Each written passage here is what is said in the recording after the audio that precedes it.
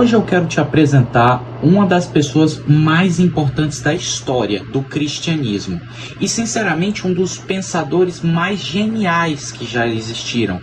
Eu estou falando de Santo Agostinho de Hipona. Se você entende minimamente de filosofia, de teologia, de ética, de alma humana, você já esbarrou em Agostinho mesmo sem perceber.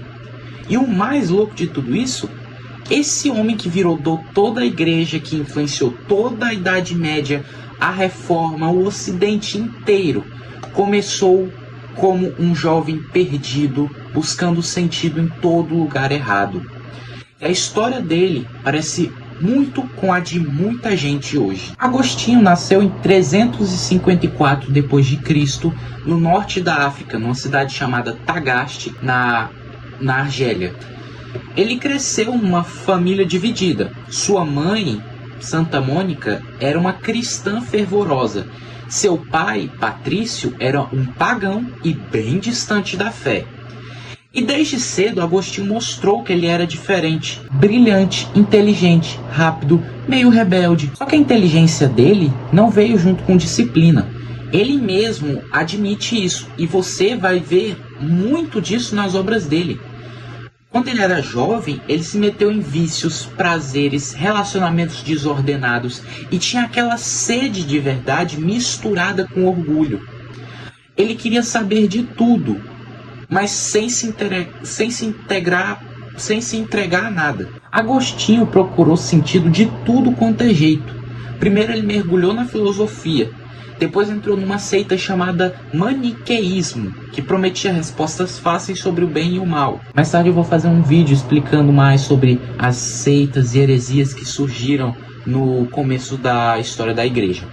Ele ficou nisso por quase 10 anos. E depois disse que foi uma das maiores ilusões da vida dele. Aí ele vai para a cidade de Milão, onde ele encontra dois personagens que mudariam tudo. O bispo Ambrósio de Milão, um pregador com inteligência e doçura impressionantes, e ele mesmo.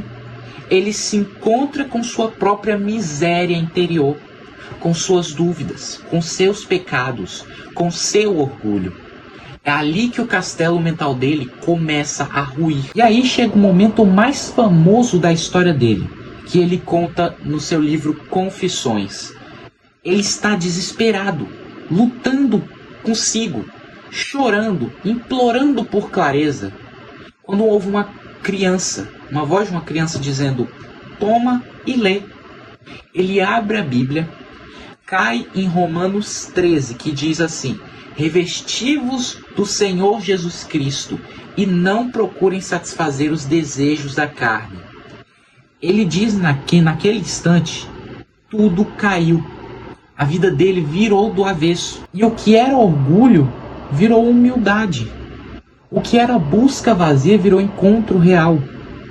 Ele decide se batizar, abandona os antigos hábitos e começa uma vida completamente nova. Depois da conversão, Agostinho volta para a África. Ele queria viver quieto no mosteiro, mas Deus tinha outros planos. Ele vira padre e depois vira o líder da comunidade cristã de Hipona. E começa a escrever muito.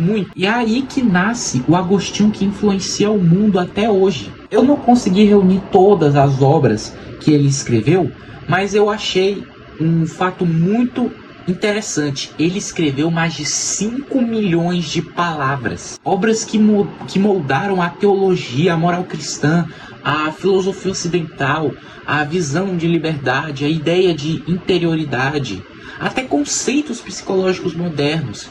E tudo isso com honestidade brutal. Ele não tenta parecer santo, ele mostra a própria alma. Agostinho não era só um pensador, era um guerreiro também. Ele lutou contra 3 grandes inimigos intelectuais do cristianismo na época: os maniqueus, que dividiam o mundo entre 2 deuses, os donatistas, que julgavam a igreja pelos méritos humanos, não pela graça, e os pelagianos, que negavam a necessidade da graça, dizendo que o homem consegue ser bom sozinho. E se você acha que esses debates ficaram no século IV, não ficaram. Muita coisa que discutimos hoje sobre graça, liberdade, moral, pecado, responsabilidade já estava lá, debatida por Agostinho. É por isso que nos próximos vídeos a gente vai explorar as principais obras dele. Confissões, talvez o livro mais profundo, o livro cristão mais profundo depois da Bíblia. A Cidade de Deus, uma explicação definitiva do choque entre o mundo terreno e o reino de Deus. O livro De Trinitate, um tratado monumental sobre a Trindade, De Natura et Gloria, De Libero Arbitrio e muito mais. Mas hoje eu só quero que você tenha uma coisa em mente. Agostinho não é um nome distante da história. Ele é um espelho da alma humana. Ele fala com a gente. Santo Agostinho morreu em 430 d.C., enquanto Hipona era cercada por invasores. Ele morreu do jeito que viveu, orando, refletindo, entregando tudo a Deus. E o legado dele? Simplesmente gigante. Se você vive no Ocidente, se você pensa em liberdade, em pessoa, em alma, em consciência, você está respirando uma cultura moldada por Santo Agostinho de Hipona. Então, antes de entrar nas obras dele, eu queria que você entendesse isso. Agostinho não é só um teólogo.